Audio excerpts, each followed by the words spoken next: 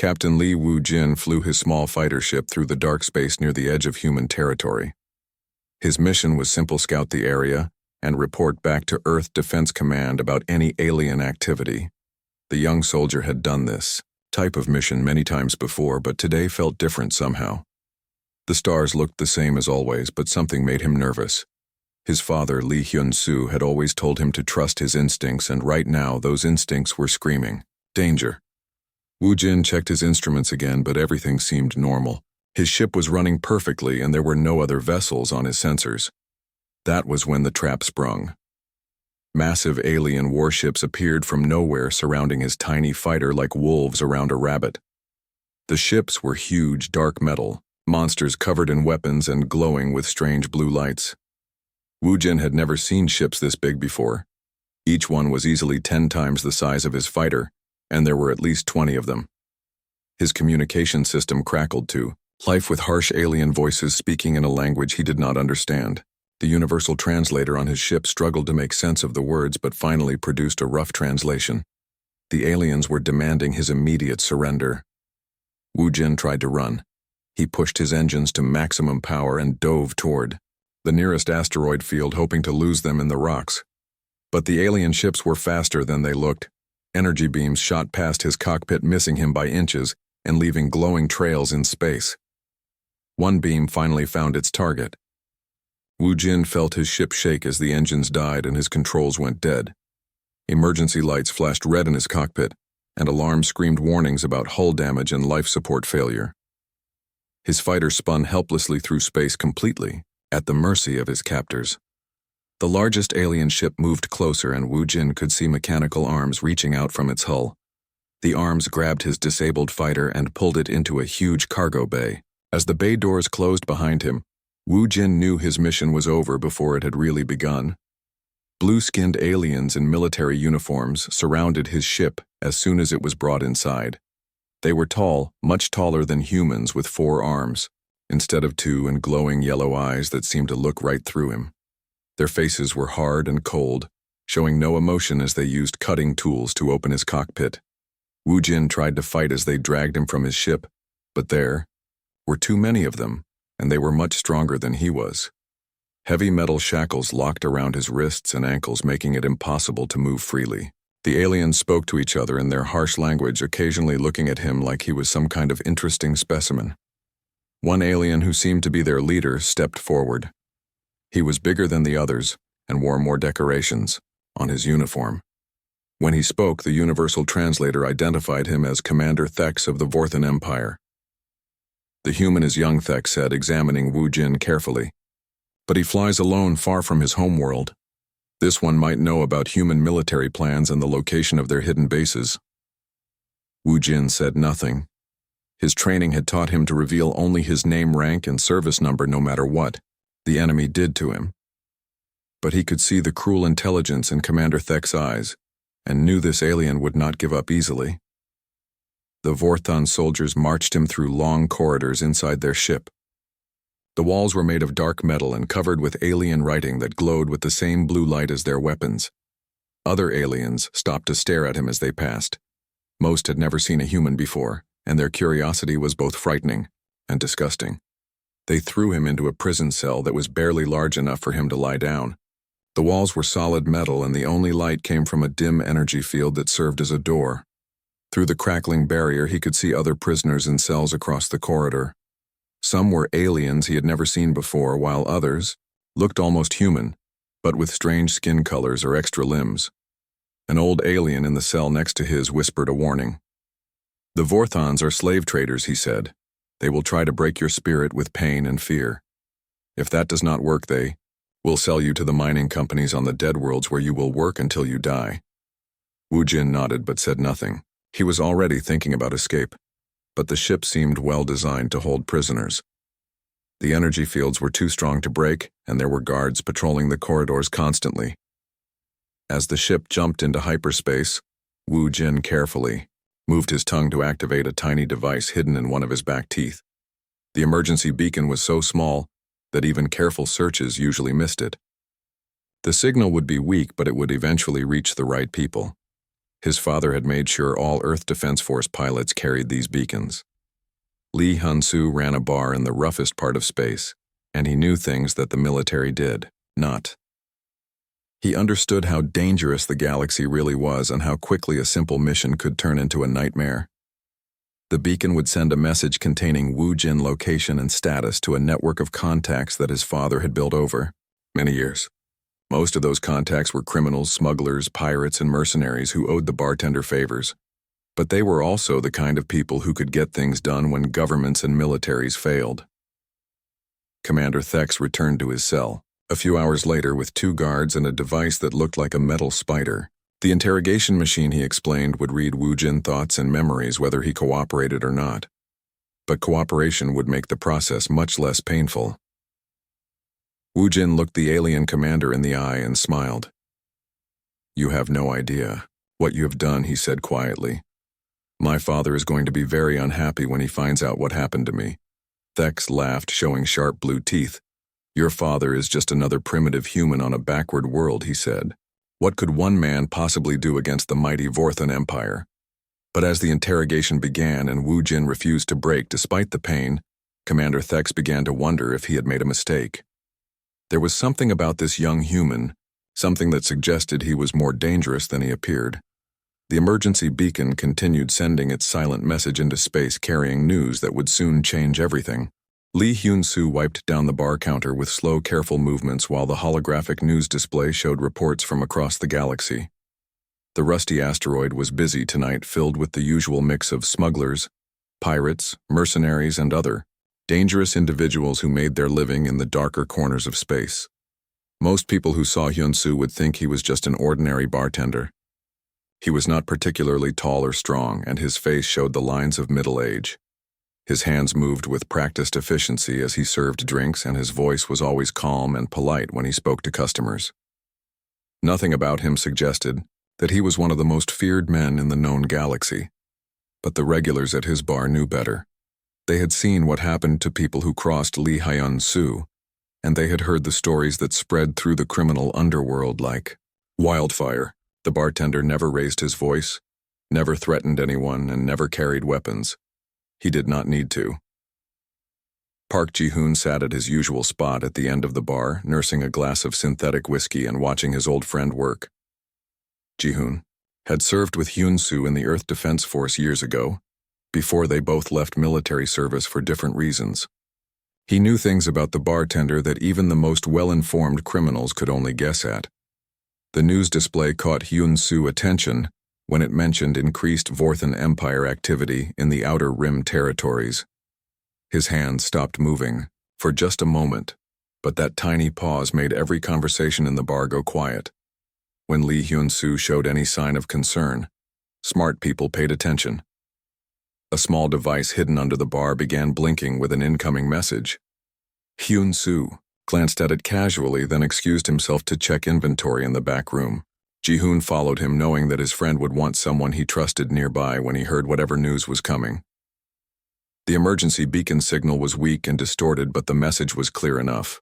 Woo Jin had been captured by Vorthan forces and was being held somewhere in their territory. The coordinates were rough, but they gave Hyun-soo a general idea of where to start looking. Ji-hoon watched his friend face carefully. In all the years he had known Hyun-soo, he had never seen the man lose his temper or show strong emotion. Even when they were soldiers facing death in combat, the bartender had remained calm and focused. But now something cold and terrible flickered behind his eyes. The customers in the main bar felt the change even before Hyun-soo returned. The temperature in the room seemed to drop and conversations became whispered and nervous. When the bartender walked back behind the counter, his movements were exactly the same as before, but everyone could sense that something fundamental had shifted. Hyun-soo reached under the bar and pulled out an old communication device that most of his customers had never seen before. It was military-grade hardware from his Defense Force days, modified with illegal encryption systems and connected to a network that spanned half the galaxy. He had not used it in almost 3 years. The first call went to Kim So-young, though most people knew her by reputation rather than name. She was an assassin who specialized in impossible jobs and had never failed to complete a contract. More importantly, she owed Hyun-soo a debt that could never be repaid with money. 2 years ago, So-young had been hired to eliminate a corrupt government official on Kepler Station. The job had gone wrong when she discovered that the official had a young daughter who would be killed along with her target. So-young had tried to abort the mission, but her employers threatened to expose her identity to law enforcement across 3 sectors. Hyun-soo had solved the problem with a few quiet conversations and some carefully placed information. The corrupt official had been arrested by his own security forces for crimes that Hyun-soo had helped uncover. So-young debt had been cleared, and the child had been saved. But the assassin still considered herself in the bartender debt because he had allowed her to keep her honor. The second call went to Captain Choi Dong-hwan, leader of the most successful pirate fleet in the Outer Territories. Dong-hwan commanded over 40 ships crewed by desperate men and women who had nowhere else to go. They were criminals, but they followed a code of honor that made them more trustworthy than many legitimate businesses. Dong-hwan owed Hyun-soo for more than just money or favors. When the Earth Defense Force had been hunting the pirate captain after a particularly daring raid, Hyun-soo had provided safe harbor at the rusty asteroid. More than that, he had used his connections to arrange for false evidence that convinced the military they were chasing the wrong man. The third call was the most important. Yoon Min-ho commanded a mercenary company called the Iron Wolves that included some of the most skilled and deadly fighters in known space. They took contracts from governments, corporations, and private individuals who needed problems solved quickly and quietly. Min-ho's relationship with Hyun-soo went back to their military service together. When Min-ho had been court-martialed for refusing an order that would have resulted in civilian casualties, Hyun-soo had provided evidence that cleared his name. Later, when Min-ho left the military to become a mercenary, the bartender had helped him recruit his first team and provided the initial funding for their equipment. Each call was brief and spoke in code that would mean nothing to anyone monitoring communications. But within hours, ships began changing course across multiple star systems. Favors that had been owed for years were finally being called in, and debts of honor were being paid. The customers at the rusty asteroid watched these preparations with growing unease. They had all heard stories about what happened when someone made the mistake of threatening Lee Hyun-soo family. The stories were usually dismissed as exaggerations because surely no one man could have that much influence over so many dangerous people. But as reports began filtering in about unusual ship movements and mysterious communications throughout, the criminal underworld smart beings began to understand that the stories had not been exaggerated at all. If anything, they had not been dramatic enough. A draconian smuggler who had been drinking at the bar for 3 hours suddenly remembered an urgent appointment and left without finishing his drink. A group of Centauri weapons dealers found reasons to return to their ship immediately. Even some of the regular customers began making excuses to be elsewhere. They all recognized the signs of an approaching storm. Lee Hyun-soo was no longer just serving drinks and listening to conversations. The most dangerous man in the galaxy was preparing for war, and everyone who knew anything about the criminal underworld understood that when the bartender went to war, entire civilizations could fall. Ji-hoon remained at his seat watching his old friend with a mixture of admiration and fear. He had served alongside Hyun-soo in combat and had seen the man's tactical genius firsthand. But this would be different. This time it was personal, and that made the bartender infinitely more dangerous than any government or military force. The Vorthons had made the worst mistake possible. They had not just captured a human soldier. They had taken the son of the one man in the galaxy who had the power, connections, and ruthless intelligence to make them pay for that mistake in ways they could not even imagine. The Iron Wolves arrived first, emerging from hyperspace in perfect formation like black daggers cutting through the darkness. Their ships were sleek and deadly, painted in dark colors that made them almost invisible against the starfield. Yoon Min-ho had pushed his engines hard to reach the meeting point as quickly as possible. The mercenary leader had received Hyun-soo's message while his company was completing a contract on the Rim Worlds. Without hesitation, he had abandoned the job, leaving behind a substantial payment to honor his debt to the bartender. His crew had not questioned the decision because they all knew the story of how Lee Hyun-soo had saved their commander career and made their organization possible. Min-ho docked his flagship at the neutral station where Hyun-soo waited and walked. through corridors filled with armed guards and security sensors. But when he entered the private meeting room and saw the bartender sitting calmly at a simple table, something cold touched his heart. Hyun-soo looked exactly the same as always. His clothes were neat and clean, his hands were steady, and his voice was polite when he offered Minho a drink. But there was something in his eyes, something that the mercenary leader had only seen once before during their military service, when they had been betrayed by their own command and left to die on a hostile world. Minho had commanded some of the most dangerous individuals in the galaxy. He had faced down government fleets and corporate armies without flinching. But sitting across from Lee Hyun-soo in that quiet room, he felt genuinely afraid for the first time in years. The bartender explained the situation in calm, measured tones. His son had been captured by Vorthan forces and was being held somewhere in their territory. The exact location was unknown, but intelligence suggested he was aboard one of their prison ships. Hyun-soo wanted his son back, and he wanted the Vorthans to understand that taking his family had been a mistake they would never forget. Minho nodded and promised that the Iron Wolves would do whatever was necessary. He did not ask about payment or terms because debts of honor were not settled with money. When Lee Hyun-soo had saved his career, he had also saved the lives of every person who later served under his command. That kind of debt could only be repaid with absolute loyalty. Kim So-young appeared in the station docking bay like a ghost, materializing from shadows. No one had seen her ship arrive, and the security system showed no record of any unauthorized vessels. She had a talent for moving unseen that bordered on the supernatural, and had used that ability to build a reputation as the most effective assassin in known space. So-young met with Hyun-soo in a different room, one that had been swept for surveillance, devices and shielded against electronic monitoring. She listened to his explanation without comment, but her dark eyes showed understanding. The Vorthans had made this personal, and that changed everything about how the situation would be handled.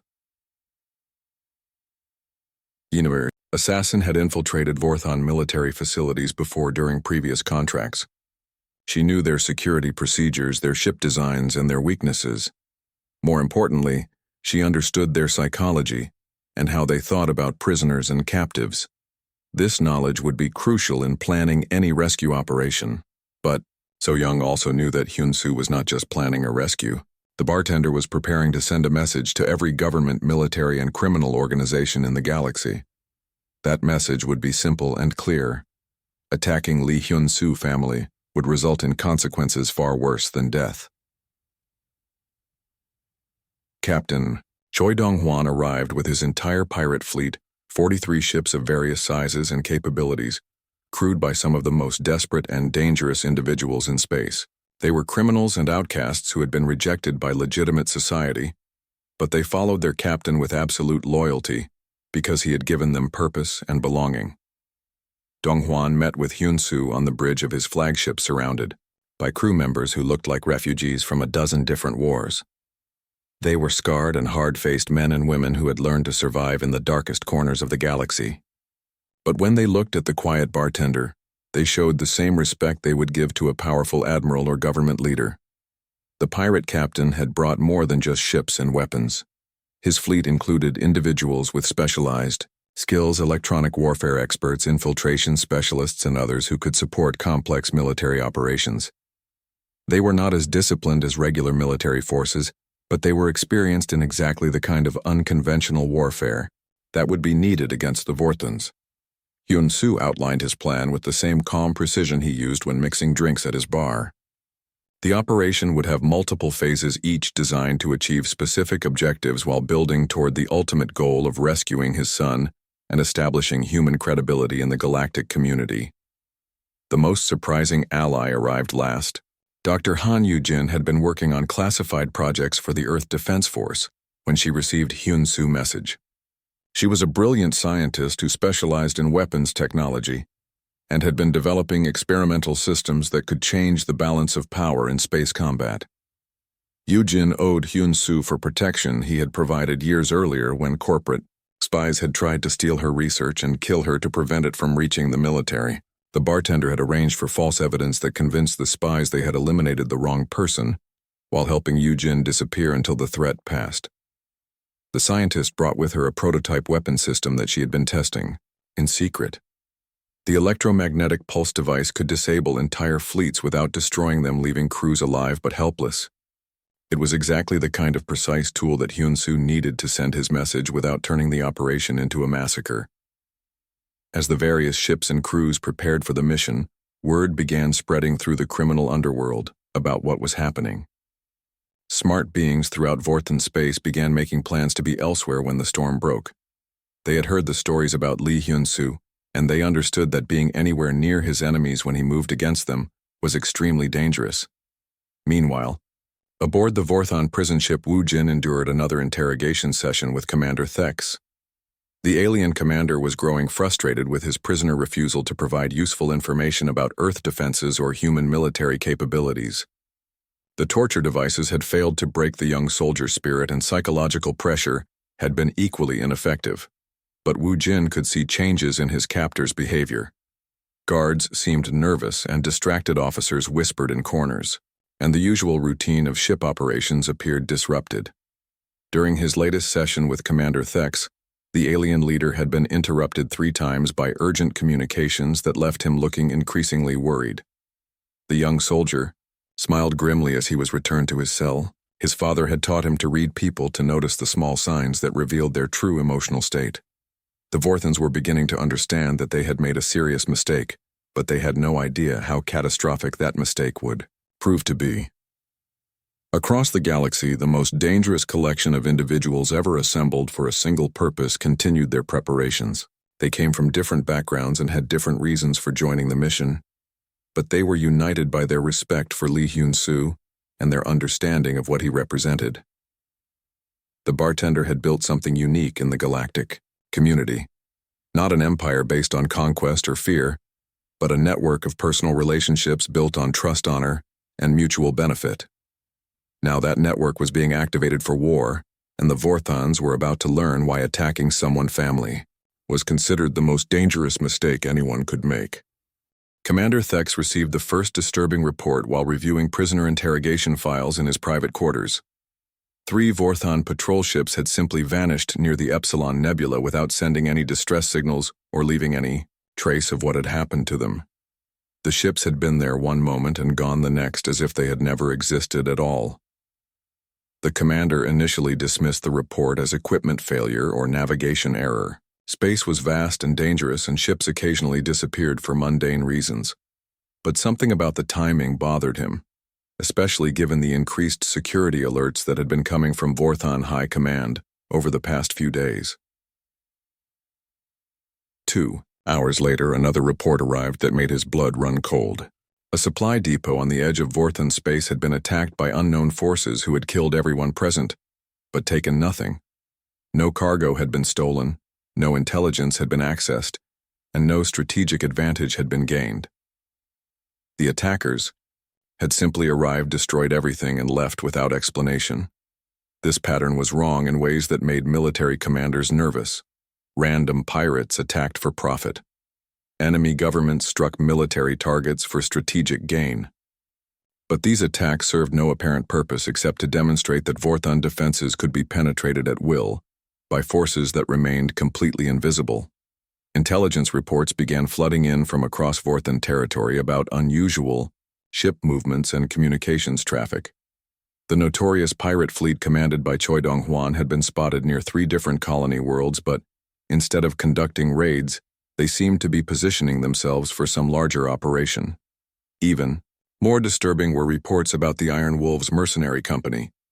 The most feared private military force in known space had suddenly gone completely dark, abandoning their usual contracts and disappearing from their normal operating areas.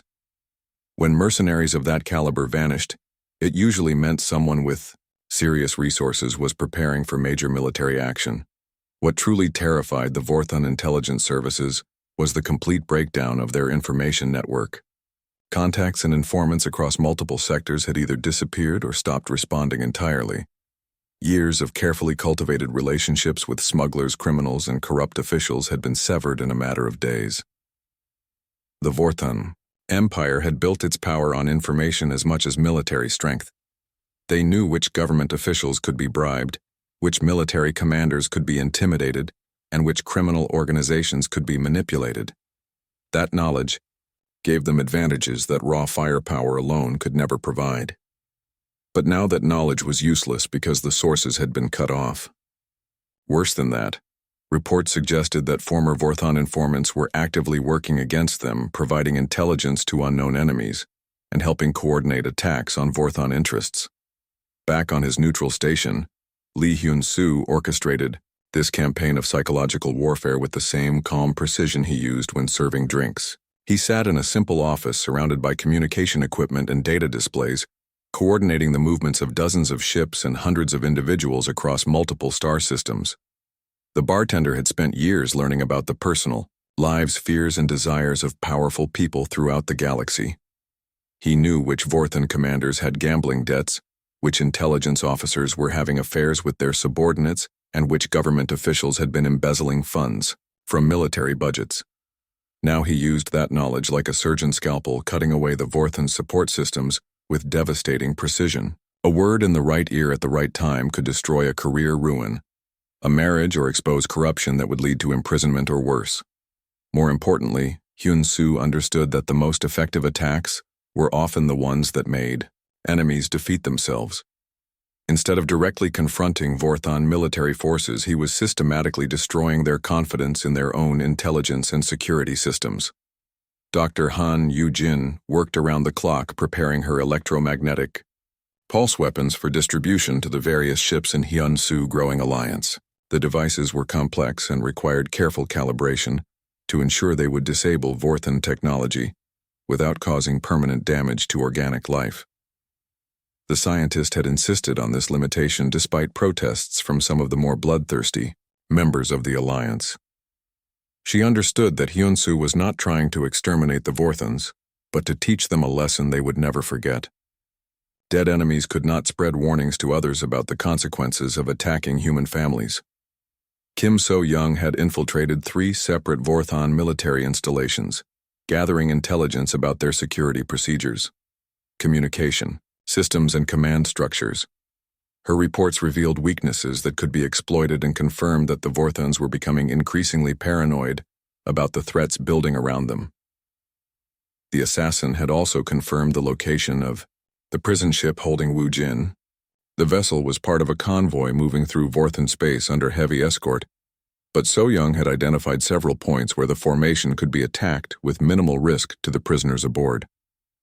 Captain Choi Dong-hwan positioned his pirate fleet at strategic locations throughout Vorthon territory, creating the impression of an impending massive assault, while actually preparing for more subtle operations. His ship served as both threat and distraction, drawing Vorthon military attention away from the real objectives. The pirate captain had also begun spreading carefully crafted rumors through criminal networks about the identity of the forces gathering against the Vorthons. Word was spreading that Lee Hyun-soo was personally involved in the operation, and that information was having exactly the effect the bartender had intended. Criminals throughout the galaxy knew the stories about what happened to people who crossed the legendary bartender.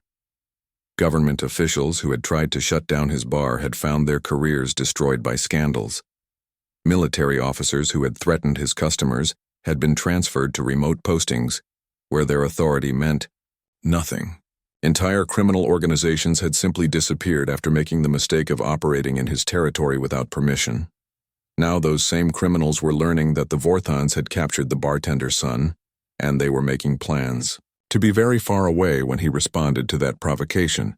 Smart beings understood that being anywhere near Vorthon space in the coming days would be extremely dangerous to their health.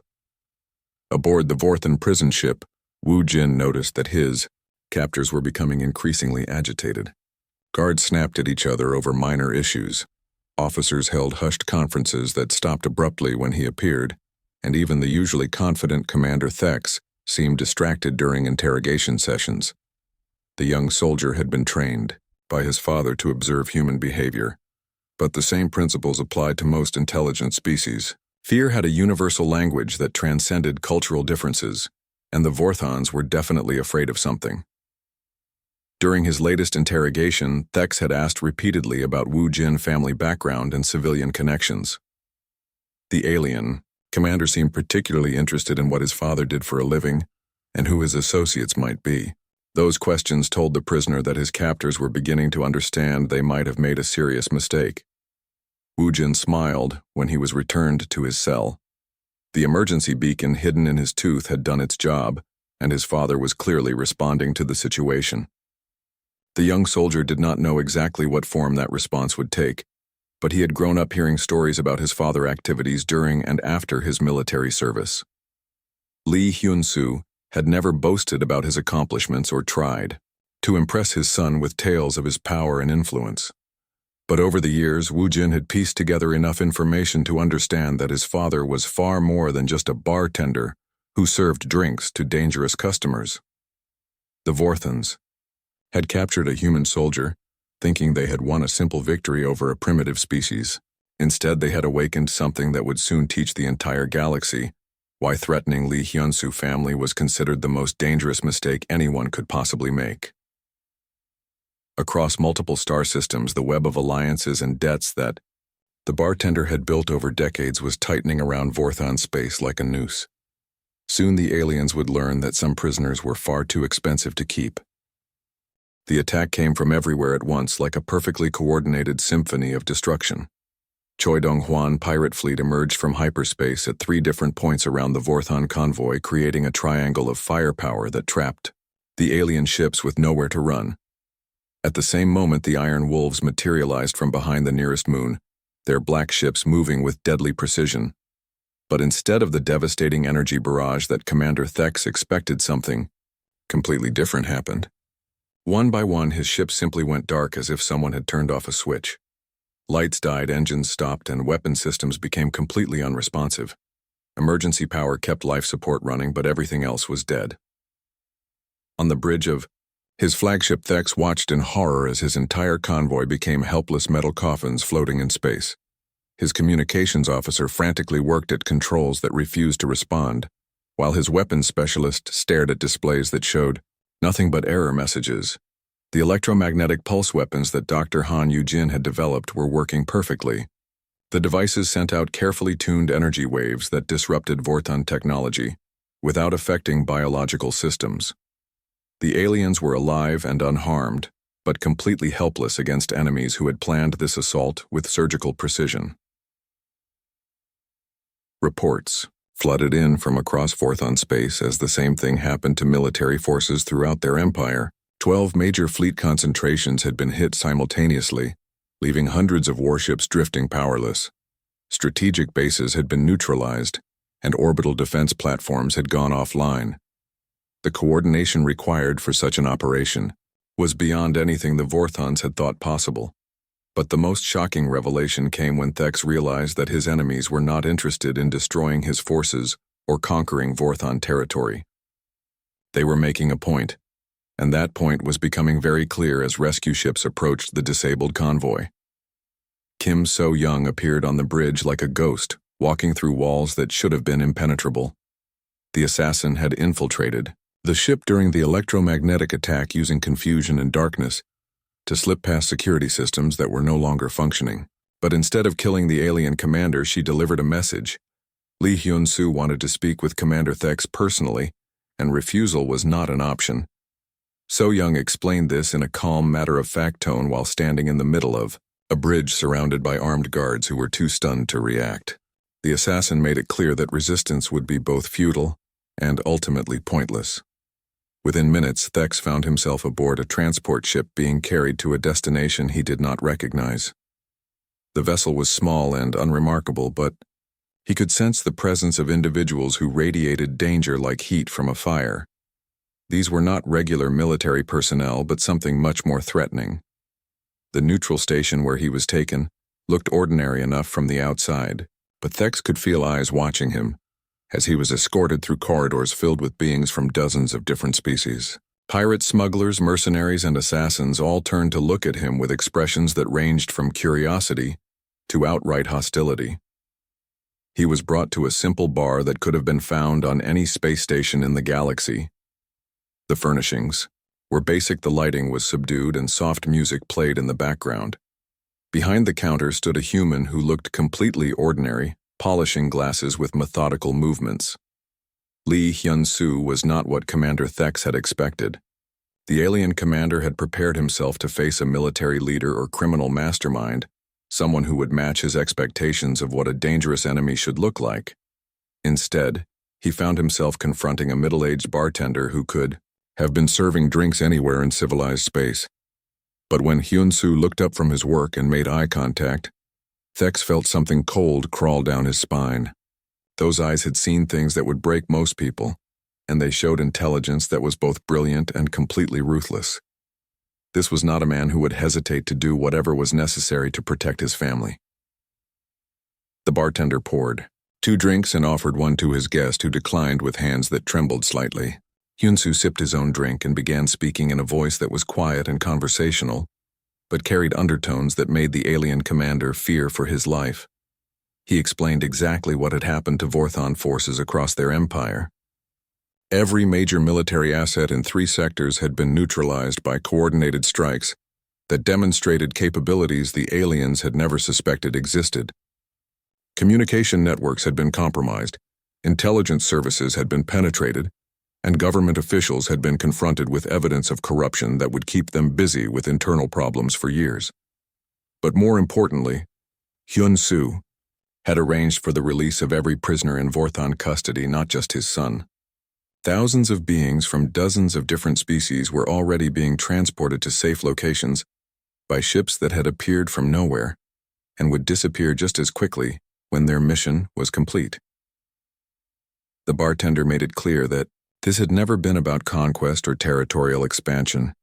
He had no interest in Vorthon worlds or resources. This had been about teaching a lesson that would be remembered throughout the galaxy for generations to come. The lesson was simple. Attacking human families would result in consequences that were far worse than death. "Commander,